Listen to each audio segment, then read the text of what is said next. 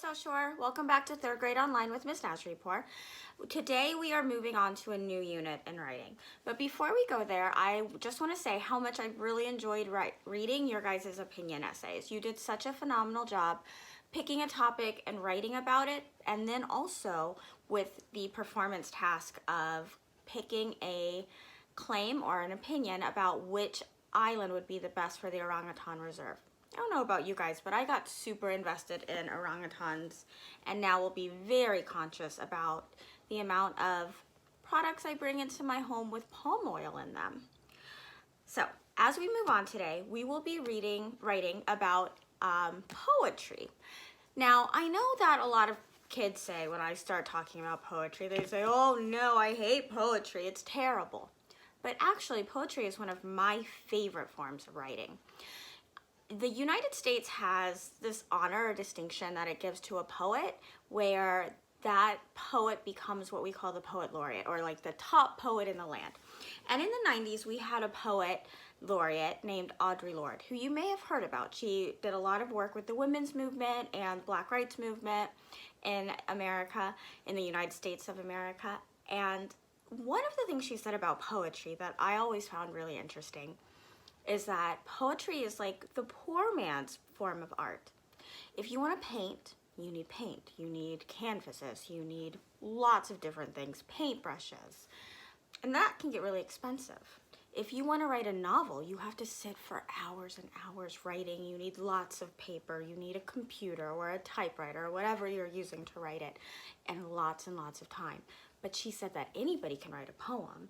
She also said poetry was necessary to the revolution, or to social change is what she meant. And that's because poetry's most important job is to make the audience feel something. Now, there's lots of things that a poet might want to make their audience feel.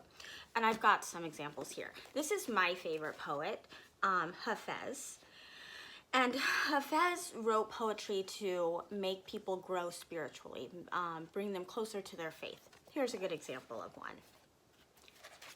It felt love. How did the rose ever open its heart and give to this world all its beauty? It felt the encouragement of light against its being. Otherwise, we all remain too frightened. And what the poet wants the audience to feel here is encouragement, to feel that we all have beauty just like the rose inside of us, and all that we need to bring out our beauty is the encouragement of a nice, good friend. There's other poets like Pablo Neruda, who I also really like, and sometimes he wants to make us feel in love, and other times he wants to make us feel like starting a revolution. There's poets that we've read in class, like Langston Hughes, who wants to lift his people up. Here's an example of that, like the one we read in class. Dream variations. To fling my arms wide in some place in the sun, to whirl and to dance till the white day is done, then rest at cool evening beneath a tall tree, while night comes on gently, dark like me. That is my dream, to fling my arms wide in the face of the sun, dance, whirl, whirl, till the quick day is done. Rest at pale evening, a tall, slim tree, night coming tenderly, black like me.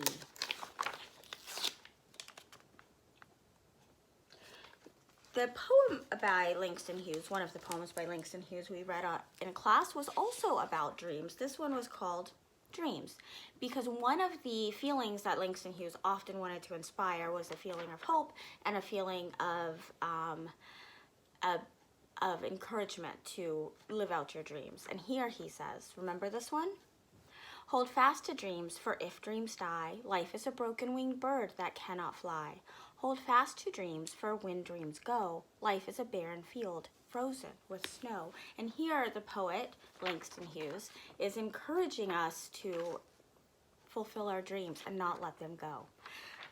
Another feeling that a poet might want their audience to feel, I think you guys are gonna like this one.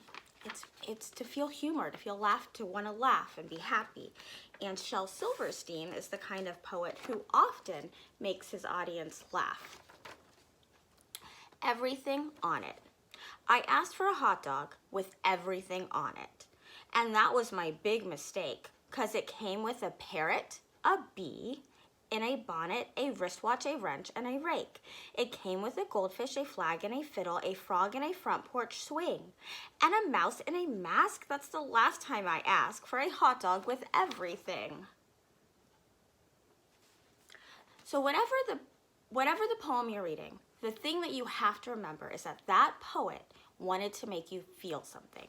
And as we go through this next 2 weeks, we're going to be reading lots of different poems by lots of different poets who are trying to make you, the reader, feel something. And you are going to write some poetry to make your audience feel. Maybe you want to make them feel hope or humor or love. It's your choice. But get ready. So what you'll need is a pencil and your journal, because we'll be doing some writing today. Okay, third graders, I hope that you enjoy this poetry unit with me.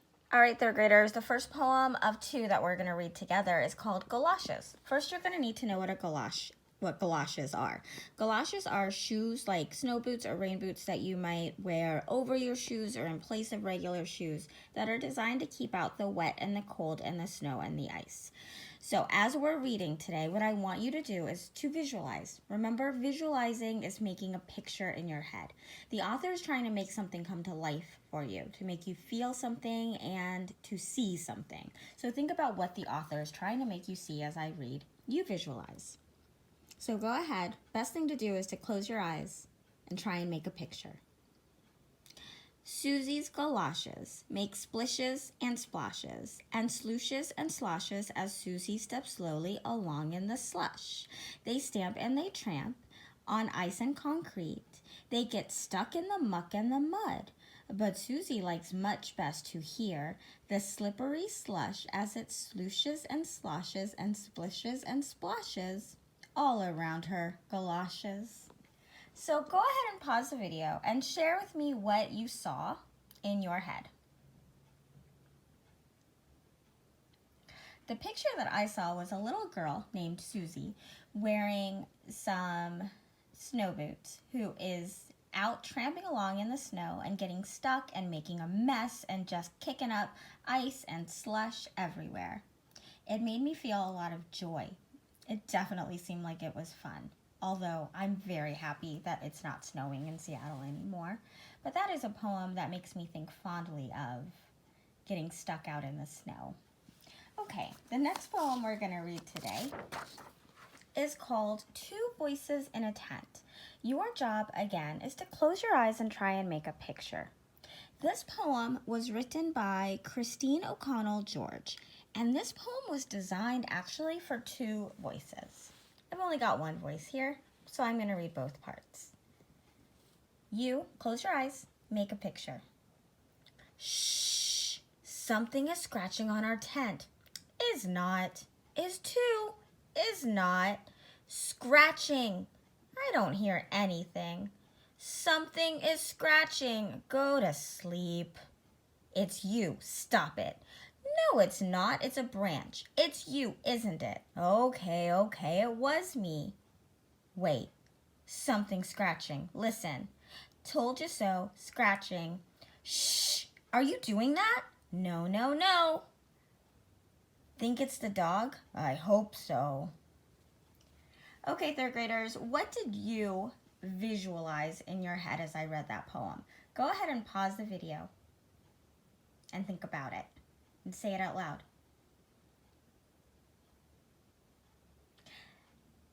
So I don't know if you've ever been camping in a tent, but I definitely pictured 2 people in a tent sleeping on opposite sides so that one person was scratching one side of the tent and scaring the other person.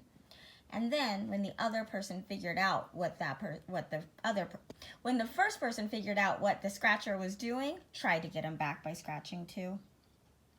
What is the feeling that the author wants you to feel when you're reading this poem? Go ahead and say it out loud. I bet that some of you said that the poet wants to make you laugh or feel joy, and some of you maybe even said that the poet was trying to scare you. Whichever one it was, you definitely left this poem feeling something. Okay, third graders, I hope you enjoyed those 2 poems that we read together and all of the poems that I read to you before that. Today, I've taken a couple of notes on the things we've learned.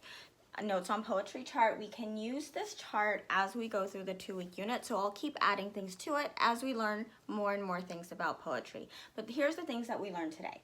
The first one we learned from the poet laureate, Audre Lorde, and that is everyone can write poetry. The next thing we learned is that poetry makes the reader feel something. So whatever poem you write today, remember, you've got to start with the feeling you want the audience to have. And the last thing we learned that we didn't talk about yet, but I wanted to point out, is sometimes you may think of poetry as being words that rhyme in sentences together. But poems sometimes rhyme, but they do not always rhyme. So don't get stuck today trying to rhyme 2 words together to make sentences. Remember, poetry, more than rhyming, is about feeling. So your job today is to write about anything you want, but write it in a poem form. So the first thing you have to do is think about, what feeling do I want my audience, my reader, to feel? Do I want them to feel inspired, hopeful? Do I want them to laugh? Do I want them to feel joy? Do I want them to feel love? Think about it, and from that feeling, go ahead and write a poem. Your job today is to write a poem of your very own and then send it into your teacher to make us feel something. Thank you very much for all of your hard work today, third graders. I will talk to you soon.